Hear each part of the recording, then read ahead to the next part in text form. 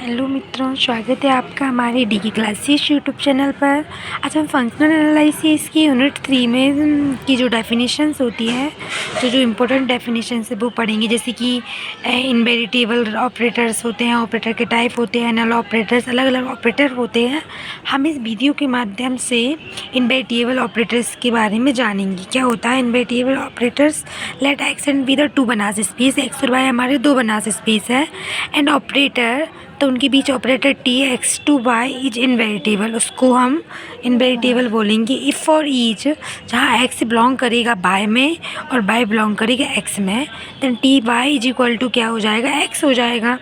The mapping which brings, तो इसकी जो मैपिंग है, एक्स बिलोंग कर रहा है बाय में और बाय बिलोंग कर रहा है हमारे एक्स में और एक्स टू बाय, तो ये मैपिंग है, इसको इन्वर्स बोलते हैं टी की। बी सेल राइट, इसे राइट कैसे करेंगे? We shall write y is equal to T inverse x, T x T Y is equal to x है ना, टी इनवर्स उस साइड ले जाएँ, टी को उस साइड ले जाएंगे तो टी इनवर्स में चला जाएगा, तो Y is equal to T inverse X. Thus if T maps X into Y, then T inverse map Y into X. तो इस वाली चीज़ को, इस ऑपरेटर्स को, जो हमारा ऑपरेटर टी यूज हो रहा है ना, इसी को हम इनवेरिटेबल्स ऑपरेटर्स बोलते हैं, इस वाले ऑपरेटर्स को। अब हम इसकी प्रॉपर्टी देखते हैं।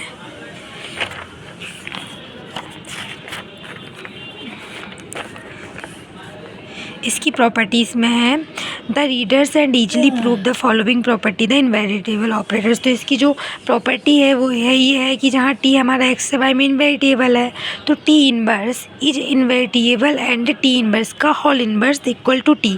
यदि कोई चीज़ इनवर्स में है और उसका डबल से इनवर्स करते हैं तो उसका मतलब टी ही होगा ना।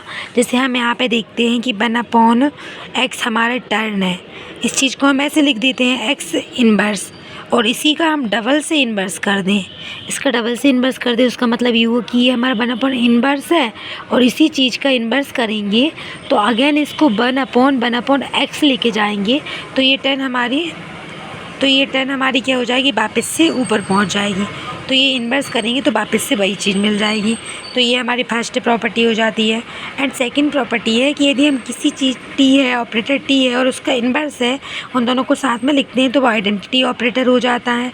T inverse equal to I y and T inverse T is equal to I x.